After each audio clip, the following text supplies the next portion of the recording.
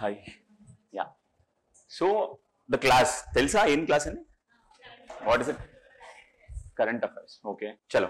ఇప్పుడు where is the current affairs thing helpful? UPSC లో there is one way of doing current affairs. కానీ ఇక్కడ ఎట్లా helpful? ఇక్కడ where all can you write current affairs or use current affairs? One thing, it can be a direct question. Current affairs can be a direct question and you can answer so and so exercise or some military exercise ఇక్కడ అయింది, ఇది ఎక్కడ అయింది అని అడగొచ్చు. That will be a సీదా prelims question. కానీ mains లో how? Anybody? Facts. Yeah, good. ఇంకా చెప్పండి. స్కీమ్స్. ఇంకా కేస్ స్టడీస్. యా ఇంకా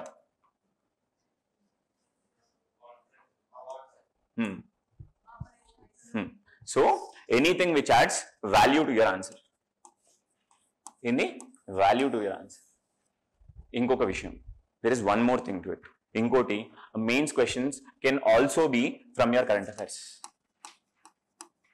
that I'll tell you how you have to do and ఎట్లా వస్తాయని కూడా. సో మనం ఒకసారి జస్ట్ సిలబస్ చూద్దామా. See, this is your TGPSC syllabus. Okay. For ABPSC guys also, please look into it. There is no harm because almost 75% of your syllabus is matched. Okay, just see. Because చూడండి, what is this word? What is contemporary? ఇంకో word English లో పర్యాయ పదం అని చెప్పాలంటే current. So మీ సమకాలం. Okay, in Telugu.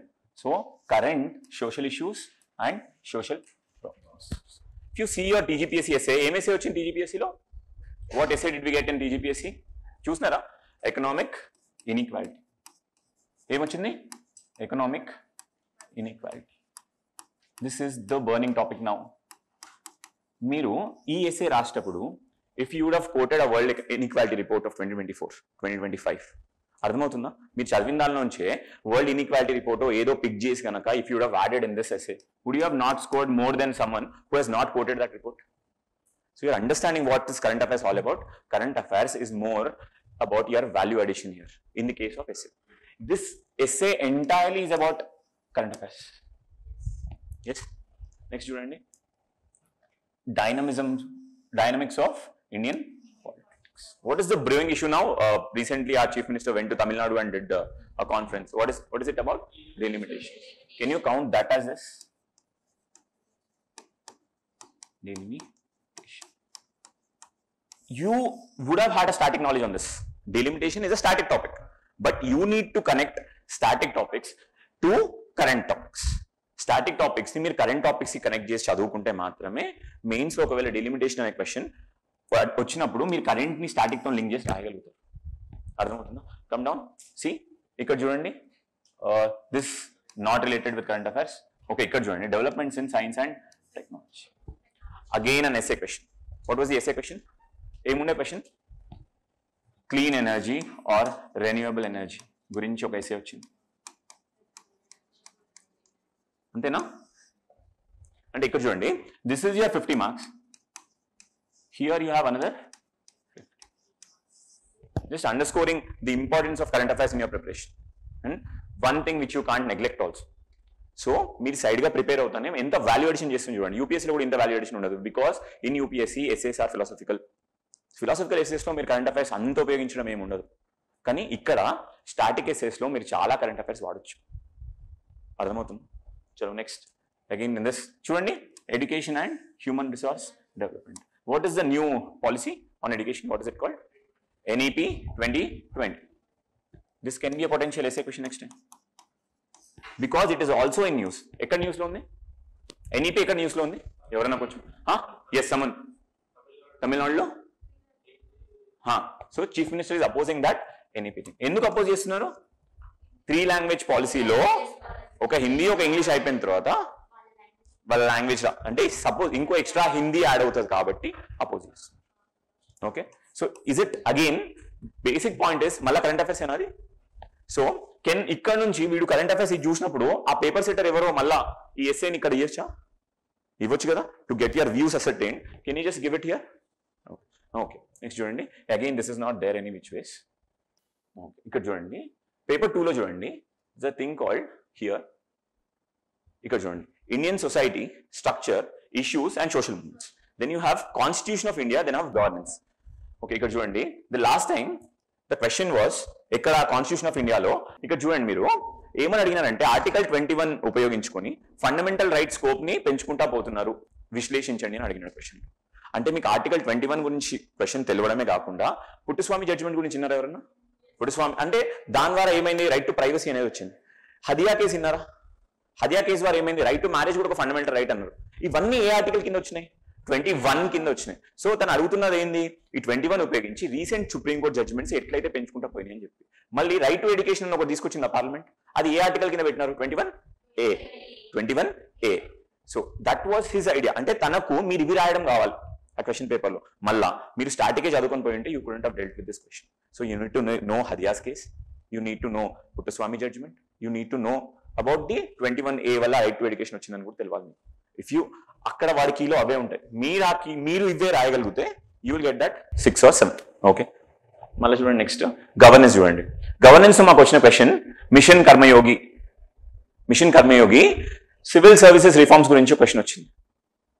అదే కదా, it is a recent phenomenon mission Karmayogi. That was the question directly.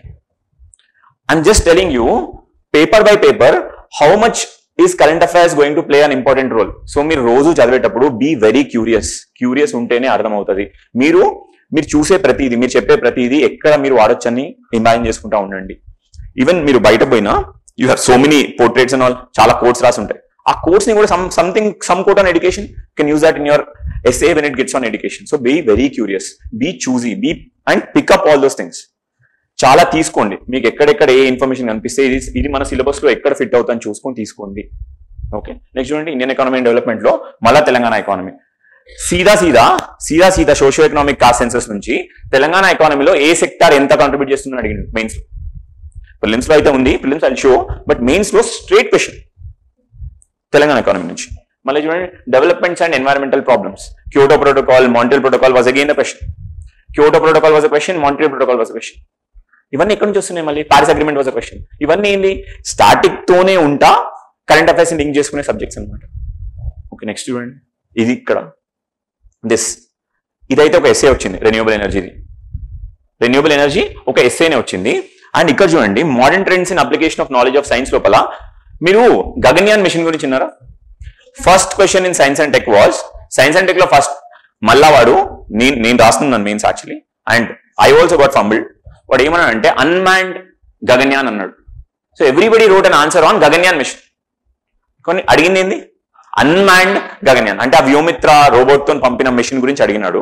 కానీ గగన్యాన్ చూడగానే మనం అంతా ఏం రాసి వచ్చినాం కదా, గగన్యాన్ గురించి రాసి వచ్చినాం. So again that is again a current affairs question. Okay, so చూడండి, so this much important is your current affairs in your main subject. So ఇక్కడ మీరు ఎట్లా చేస్తారు, మీకు అసలు ఆ కరెంట్ అఫైర్స్ ఇంపార్టెంటా కాదని ఎట్లా తెలవాలి? చాలా కరెంట్ అఫైర్స్ వస్తూ ఉంటుంది. How will you pick that thing? మీకు ఆ పోర్షన్ అనేది సిలబస్ లో ఎక్కడ ఫిట్ అవుతుందో చూసుకోవాలి. మీరు చదువుతున్న కరెంట్ అఫైర్స్ ఈ సిలబస్ లో ఎక్కడ ఫిట్ అవుతుందని చూసుకోవాలి. అది మీకు ఎక్కడన్నా ఫిట్ అవుతుంది అనిపిస్తే అది తీసుకోండి.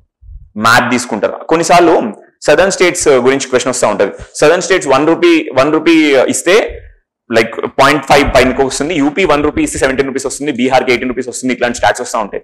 దాన్ని మీరు జస్ట్ ఇట్లా పెట్టి ఫర్ ఇది ఒక బార్ డయాగ్రామ్ అనుకోండి, for every rupee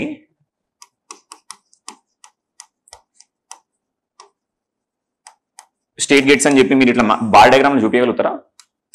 like 17 rupees Bihar అని, 9 రూపీస్ యూపీ అని, ఇక్కడ సదర్న్ స్టేట్స్ మీ తెలంగాణ చూపించి 0.42 అని. Is it not a proper illustration? ఇది చూపించచ్చా మీరు? సమ్ క్వశ్చన్ లో మీరు ఎక్కడైనా ఇది చేస్తే మీకు వాల్యుయేషన్ అవ్వదా? మీరు మెయిన్స్ ఆన్సర్ లో సరిగ్గా ఇట్లా సైడ్ కో స్పేస్ వేసి మీరు ఈ బార్గ్రాఫ్ వేస్తే ఏని వాళ్ళకన్నా మీరు 0.5 1 మార్క్ అడ్వాంటేజ్ లో ఉన్నట్టే కదా. అర్థమవుతుందా? సో ఇవి మీకు హిందూ న్యూస్ పేపర్ లో కానీ ఎక్కడ కానీ ఇన్స్టిట్యూట్స్, మీరు కరెంట్ అఫైర్స్ కూడా ఏదో ఇన్స్టిట్యూట్ మెటీరియల్ చదువుతూ ఉంటారు, దానిలో కానీ వస్తే దీన్ని పిక్ చేసుకొని పెట్టుకోండి. మళ్ళా ఈసారి స్కోర్స్ చూసినారా? అందరూ స్కోర్స్ చూసినారా? ఒక్కొక్క మార్క్ మీద ఎంతమంది ఉన్నారు? చాలా మంది ఉన్నారు. అంటే where should you stand? And next time there won't be this 563 vacancies also. It will be lesser than 563. 450 or 250 or 270 అది తెలియదు, but it will be lesser than that. But how అంటే మీకు రావాల్సిన స్కోర్ ఎంత అప్పుడు? Minimum of 40. And you will have the same competition. ఇప్పుడు అక్కడ batch లో మిగిలిపోయిన జస్ట్ లో మిస్ అయిన వాళ్ళందరూ మళ్ళా competitors. So be this accurate when you're preparing for the exam. చేయండి, ఏదో ఒకటి ఎక్స్ట్రా చేయడానికి ట్రై చేయండి. మీరు వేరే వాళ్ళని ట్రంప్ చేయడానికి ఒక కోట్ వాడతారా, ఇంట్రడక్షన్ ఆల్రెడీ చేసి పెట్టుకుంటారా, కన్క్లూజన్ చేసి పెట్టుకుంటారా, ఏదో ఒకటి చేయండి, చేసి పెట్టుకోండి. వాల్యూ అడిషన్స్ రాసుకోండి. సీదా పోయి వాడు అడిగిందని నేను 5 పాయింట్స్ రాసొస్తా అంటే వచ్చే మార్కులు లేవు, రావట్లేదు కూడా. Okay, so always do your value addition. Even for APSC. APSC అయితే చాలా సంవత్సరాల నుంచి 100 పోస్టులు వస్తున్నాయి అనుకుంటా. 90, 80, 72, 72 రీసెంట్ పోస్ట్ 72 అనుకుంటా కదా, 70నా అదే. సో ఈ వాల్యూ అడిషన్ మీద కాన్సన్ట్రేట్ చేయండి. Okay, this is for your mains. So one thing, మీకు కరెంట్ అఫైర్స్ ఎట్లా ఇంపార్టెంట్ అని ఎట్లా తెలవాలి, అది మీ సిలబస్ లో ఫిట్ అయిందంటే మీకు ఇంపార్టెంట్ అన్నట్లే.